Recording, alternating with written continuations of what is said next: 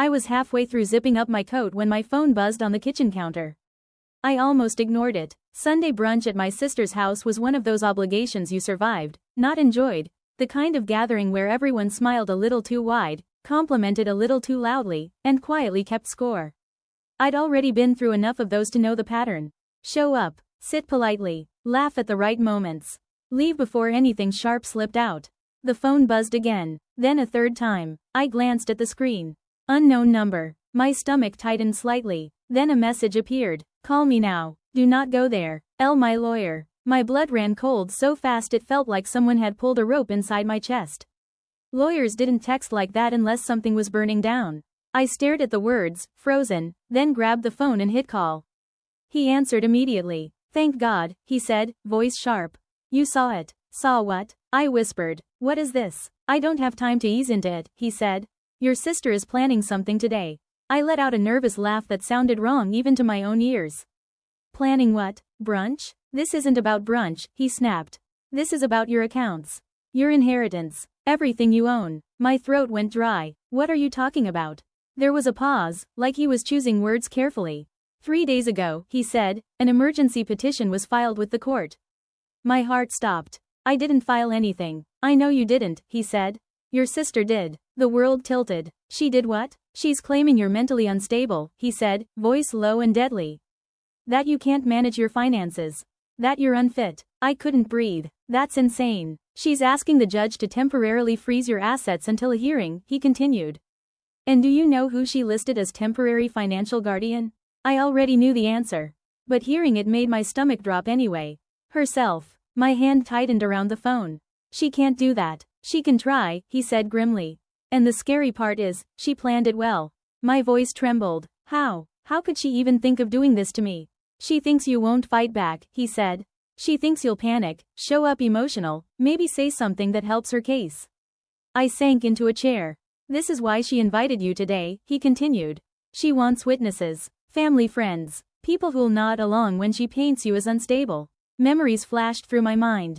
Her sudden sweetness lately, her casual questions about my investments. Oh, you still handle all that yourself? Must be stressful. It wasn't casual. It was scouting. I whispered, oh my God. I'm not done, my lawyer said. My pulse jumped. There's more. Yes, he said. Your sister isn't acting alone. My skin turned cold. She hired someone. A private firm. They've been digging into your life, trying to find anything they can twist into instability. My stomach churned. And today, he said, she planned to push you. Push me how? He exhaled. They arranged for papers to be served. My breath caught. At brunch. The image hit like a nightmare. A server walking in with legal documents. My sister gasping dramatically. My mother clutching her chest. Everyone staring at me like I was a problem to solve. She wants to humiliate you into surrender, he said. If you react emotionally, she wins. I swallowed hard. What do I do? There was a pause. Then his voice dropped lower, calmer. You do not go there. I blinked. I can't just hide. This isn't hiding, he said. This is strategy. She thinks she has control. Let her believe it for a few more hours. Why? Because, he said, I have something she doesn't know. I held my breath. The judge denied her emergency freeze this morning. My head snapped up. What? She doesn't know yet, he said. The petition didn't hold. Not without evidence. Not without you present. My chest loosened slightly. But she'll try again, he warned. And she'll escalate. I whispered, so she can't take anything today. Not today, he confirmed. But she can still make your life hell if she controls the narrative. For the first time, fear began to harden into anger. What do we do? His tone sharpened. We flip it. I sat upright. Flip it how? We let her walk into her own trap, he said. But we do it clean. Legal. Silent. I blinked. What trap? He hesitated. Did you ever tell your sister about the silent partner clause? My heart skipped. The clause in my portfolio agreements. The one that kept certain investors anonymous. The one that gave me leverage. No, I said slowly. She doesn't know. Good, he replied, because she just made her first fatal mistake. My breath trembled. What do I do now? You stay home, he said. And you let me handle the next move. I stared out the window. The world looked the same. But everything had shifted. My sister thought she was about to steal everything from me. She thought I was walking into her trap. She had no idea the trap was closing around her instead. So I didn't go. That alone felt unnatural. For most of my life, I'd been trained to show up no matter what. Show up when my sister demanded it. Show up when my parents expected it. Show up even when my stomach twisted with dread. But this time, I stayed home. I sat at my kitchen table with a cup of coffee that went cold, staring at my phone like it might explode. The silence felt like standing on the edge of a cliff. At exactly 11 a.m., my phone buzzed. A text from my sister. "Where are you? Everyone's here." Another followed immediately. "Don't do this. Mom is upset." Then, "Are you seriously bailing?" I stared at the messages, pulse steady now, because I could finally see what she was doing. She wasn't worried. She was furious that her stage was empty. I didn't respond. At 11:14, my mother called. I let it ring. At 11:15, my father called. I let it ring too. At 11:16, my lawyer called. I answered instantly. "Good," he said. "You stayed put. What's happening?" He exhaled sharply. "She's spiraling." My stomach tightened. "She learned the freeze was denied?" "She called the clerk herself," he replied. "She couldn't wait." I almost laughed, but it came out as a breath. "She's panicking." "Not yet," he said. "She's furious. Panic comes next." I leaned forward. "Okay, what now?" "Now," he said, "we move." My entire body stiffened. "Move how?" "I need you to understand what she actually tried to do," he said. Because it wasn't just control. It was theft. My throat went dry. "The conservatorship petition was step 1, he continued. Step 2 was accessing your accounts through temporary authority. And step 3, his voice sharpened. She planned to transfer controlling shares from your holding company into a new trust. My breath caught. A trust under her name. The room felt suddenly smaller. They signed documents, he added carefully. Your parents. My chest burned. They signed without asking me? She framed it as concern, he said. Told them you were unstable. That she needed to protect family assets. Protect. I swallowed hard. It was never protection. It was taking. My lawyer's voice turned colder. And then she made her second fatal mistake. What did she do? She served papers anyway, he said. In front of everyone. Even though you weren't there. My stomach lurched. She made a spectacle. She did, he replied. And she included something she should never have referenced. My pulse jumped. What? The name of your silent partner entity. My blood went ice cold. That's confidential. Exactly, he said. And breaching that confidentiality triggers an automatic compliance audit. My lips parted. By who? He let the silence hang, then answered. By the firm holding your largest private capital stake. I sat motionless. My sister hadn't just attacked me. She had stepped into corporate fire. She thinks she's performing, he said quietly. She thinks she's winning. My hands shook. What happens now? They investigate anyone who gained access illegally, he said. Anyone who attempted control under false claims. Something shifted inside me. Fear was still there, but now it had teeth. So she's in trouble. She's in enormous trouble. Then, as if summoned by the thought, my doorbell rang. Once. Then again. Sharp. Insistent. My stomach dropped. I didn't move. Then a voice outside. My sister's voice. Open the door. My pulse slammed. She wasn't waiting. She was here. Right now. I stood slowly, every muscle tight. She pounded again. This is ridiculous. You can't hide from family. Family. The word tasted bitter. I walked toward the door but didn't open it.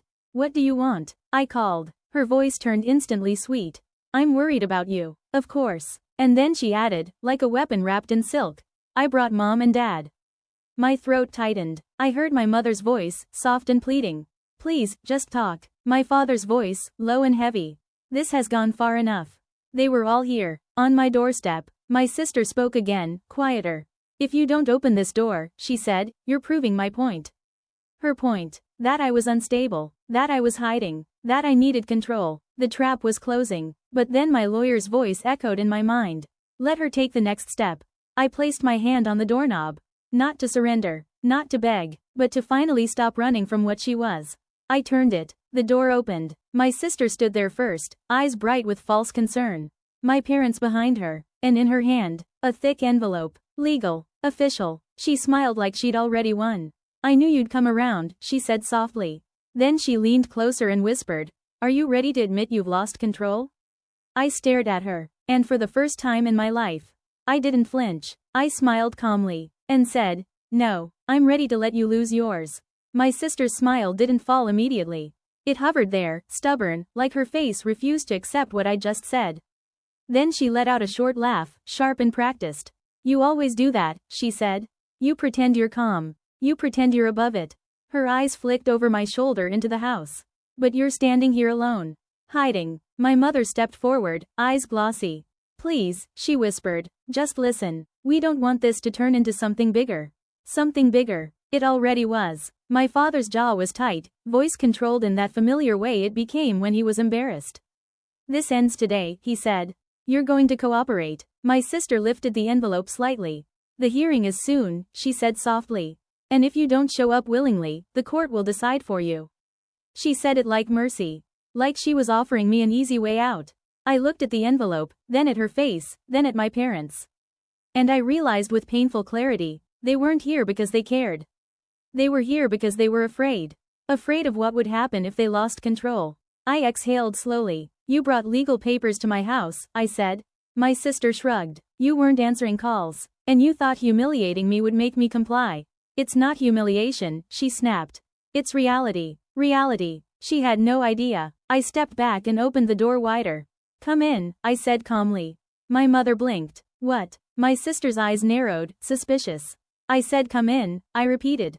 Since you're already here, let's talk properly. She hesitated. Then she walked in first, like she owned the place. My parents followed. I closed the door behind them. The air inside felt heavier instantly. My sister turned, arms crossed. Well, I walked past them toward my kitchen table. Then I picked up my phone. My sister tilted her head. What are you doing? I pressed one button. Speaker. My lawyer answered immediately. Are they inside? He asked. My sister's face tightened. My father's brows pulled together. I said clearly, yes. All three. Silence. Then my lawyer spoke, calm and sharp. Good. Because what I'm about to say, they need to hear. My mother's lips parted. My sister's voice rose. What is this? You called your lawyer? She scoffed. Seriously? I did, I said. My lawyer continued. Your sister served documents today that included confidential investment entity information protected by contract. My father stiffened. My mother looked confused. My sister rolled her eyes. So? It's public court paperwork. My lawyer's voice turned cold. No, it isn't. Silence snapped. So that breach triggered an automatic compliance audit. My sister's smile twitched. What are you talking about? The firm holding your sibling's largest private stake, he said evenly, has launched an investigation. My stomach stayed steady now. Funds connected to Mitchell Holdings are temporarily frozen. My sister's face lost color. What? My father stepped forward, startled. Frozen? Why would? My lawyer cut in. Because someone attempted to seize controlling shares under false mental fitness claims. My mother's hand flew to her mouth. My sister's voice cracked slightly. That's not what It is exactly what you filed, my lawyer said. And now corporate compliance has flagged it as potential fraud. Fraud. The word landed like a gunshot. My sister stared at the phone like it was venomous. No, she whispered. That's impossible. My lawyer didn't slow. The hearing will no longer be about guardianship. My father's face changed. Not anger. Fear. What do you mean? He demanded. My lawyer's voice was deadly calm. It will be about motive. My mother gasped. My sister's head snapped toward me. You did this. I blinked slowly. No, I said quietly. You did. Her breathing became shallow. I was protecting the family. You were protecting yourself, I corrected. Her eyes flashed. You think you're so smart. You think you're better than us. My father's voice exploded. Enough. He turned on her. What did you do? My sister froze. My mother whispered trembling. You said it was just paperwork? My sister's voice rose hysterically. It was supposed to work. There, the truth spilled out. It was supposed to work. My lawyer spoke again. And because it was filed publicly, the firm has full legal grounds to withdraw the $3.2 million silent stake effective immediately. My sister's eyes widened in horror. No, no, no. My father's face went pale. My mother sat down hard in the nearest chair. My lawyer continued. Your startup will lose its primary backing within 48 hours. My sister swayed slightly. It can't, she whispered. It can't. That money. That was everything. Exactly. That was why she did it. She lunged toward me suddenly. Fix it. Her voice broke. Call them. Tell them it was a misunderstanding. I stared at her. You spent thousands trying to prove I was unstable. She flinched. You told the court I was unfit. Her lips trembled. You wanted control of my life. Her eyes filled with panic. And now, you want me to save yours, I said softly. My sister's knees nearly buckled. My mother sobbed. Please, please just help her. I looked at my mother. For a moment my chest tightened. Because once I would have sacrificed myself to keep peace. But peace was always just my silence. I turned back to my sister. You made your choice, I said calmly. She shook her head violently. You don't understand. If it collapses, I interrupted gently, it collapses because it was built on lies. Her face twisted. You're cruel. I smiled faintly. No, I'm free. My father's voice came out low. What happens now? My lawyer answered through the speaker. The conservatorship petition will be dismissed. And a counter report will be filed regarding attempted financial coercion. My sister whispered, horrified. You're going to ruin me. I tilted my head. You tried to erase me. Silence filled the room. The air was thick with consequence. My sister suddenly turned, grabbing her coat. I need to make calls, she muttered, hands shaking so badly she could barely unlock her phone. She stumbled toward the door. My mother tried to follow. Wait, my sister spun. Don't. Her voice was sharp, desperate. Then she was gone. The door slammed. The house fell silent. My mother sobbed quietly. My father stood rigid, staring at the floor like the foundation of his world had cracked. And I stood there breathing evenly. For the first time in my life. I wasn't the one begging. My lawyer's voice softened. Now, you did well. Do not contact her. Let the process happen. I nodded, though he couldn't see. I will. The call ended. My mother looked up at me through tears. How did this happen? I didn't answer immediately. Then I said quietly, it happened because she never believed I deserved anything. My father's voice was rough. We didn't know. I looked at him. You signed the papers. He flinched. I trusted her. And I trusted you, I replied. That hurt more. He opened his mouth, closed it. There was nothing left to say. My mother whispered, what do you want now? I exhaled. I want peace. I walked to the door and opened it gently. I think you should go. My mother stared. My father stiffened. But slowly. They left. No shouting. No dramatic fight. Just footsteps retreating. And then silence. I locked the door, leaning my forehead against it, not from sadness. From release. My phone buzzed. One simple email confirmation. Silent partnership withdrawn. I stared at it, then smiled faintly, not because my sister was falling, but because the truth had finally stood upright. She paid thousands to prove I was nobody. And in doing so, she proved exactly who she was. I was never nobody. I was simply the one person she could never control. And tonight, she lost everything trying. I thought it was over. For one long night, the silence in my house felt like peace for the first time in months. No buzzing phone, no forced smiles, no pretending, just quiet. But desperation doesn't end with silence. It escalates. At 6:42 a.m. the next morning, my phone vibrated across the kitchen counter. Elaine Harper. I answered instantly. Tell me she didn't do something worse, I whispered. Elaine exhaled sharply. She did. My stomach tightened. What now? She filed again, Elaine said, voice clipped. Not conservatorship this time. I gripped the edge of the counter. Then what? A civil fraud complaint, she replied. She's claiming your silent partnership was illegal.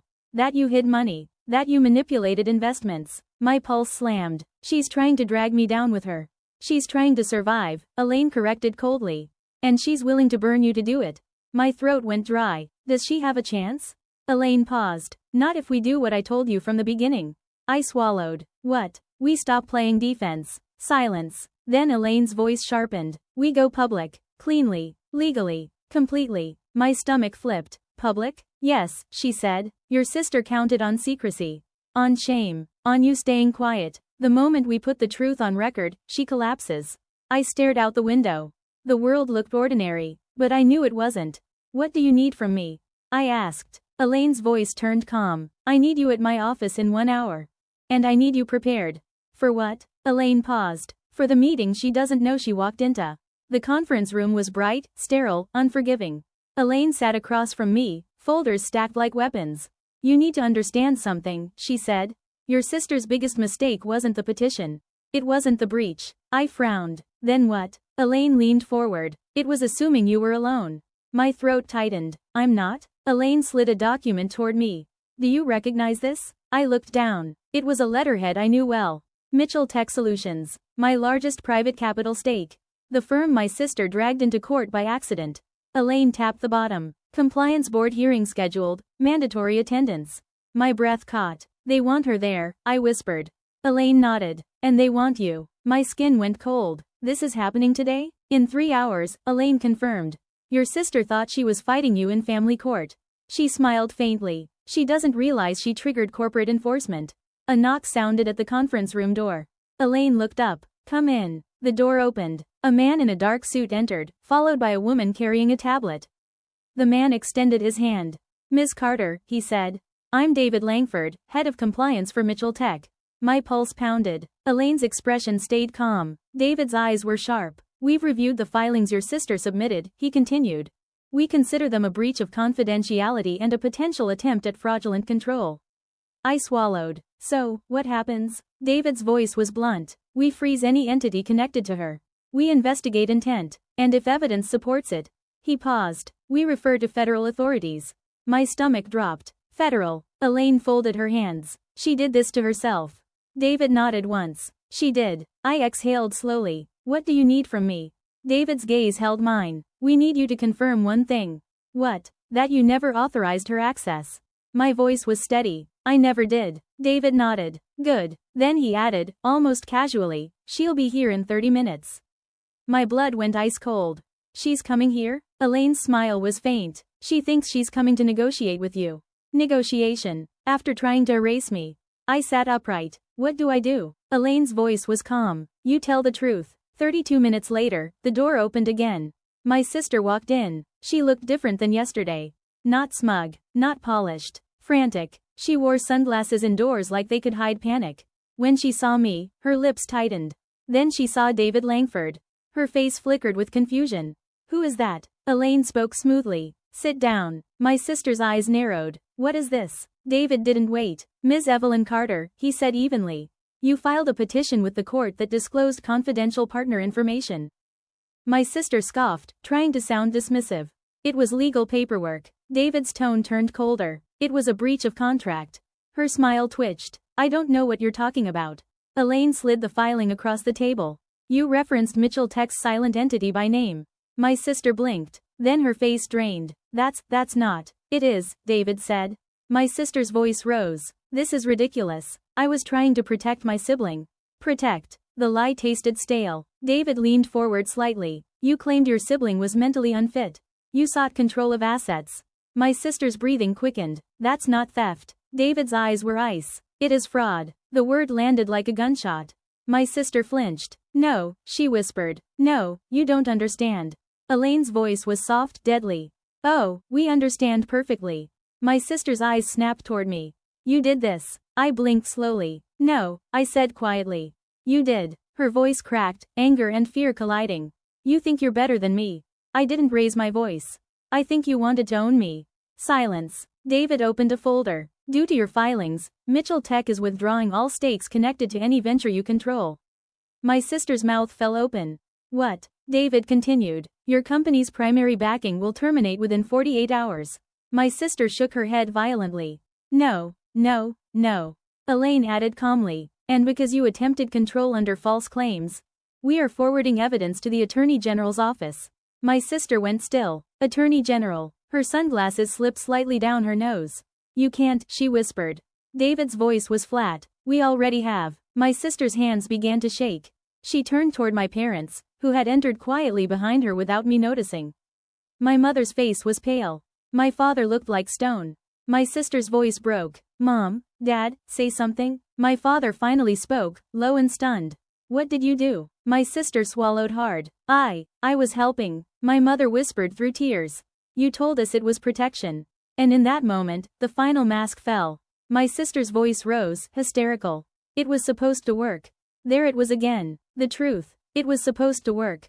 Elaine stood slowly. This meeting is over. My sister lunged forward. Wait, please. David didn't move. 2 security officers appeared at the doorway. My sister froze, realizing she was no longer in a family argument. She was in consequences. She turned back to me, eyes wild. Fix it, she whispered. I stared at her. You spent thousands trying to prove I was unstable. Her lips trembled. You wanted my life. And now, you want me to save yours. My voice was calm, final.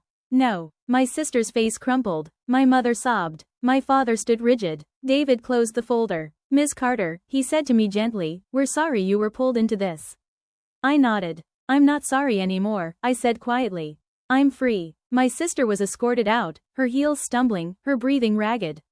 The door shut behind her. Silence filled the room like a verdict. My mother whispered, broken. What happens now? Elaine's voice was soft. Now, the truth stays on record. My father stared at me, voice rough. We didn't know. I met his eyes. You signed anyway. He flinched. And I realized something in that moment. They weren't evil. They were weak. Weak enough to let my sister lead them. Weak enough to sacrifice me for comfort.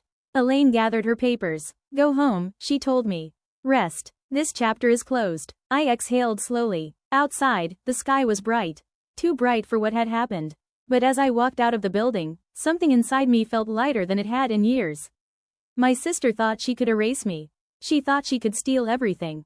One text from my lawyer stopped me from walking into her trap. And her own desperation built the one trap she couldn't escape. Because in the end, the truth doesn't need to scream. It only needs to stand.